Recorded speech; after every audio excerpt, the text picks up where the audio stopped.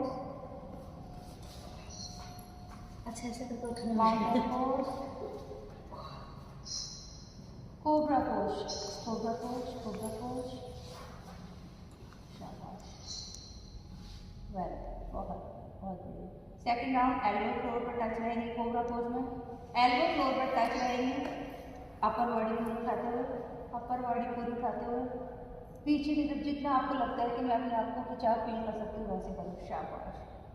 दोनों पैर उठाओ, दोनों पैर पीछे से उठाओ, उठाओ उठाओ उठाओ, band band band band band band, शाबाश। हाँ, अपर बॉडी पूरी पूरी सीधी कर दो, 1 2 3 4, हाँ सीधी है। अब पीछे कितना जा सकते हो और पैर कितने पास आ सकते हैं, इतना प्रयास करें।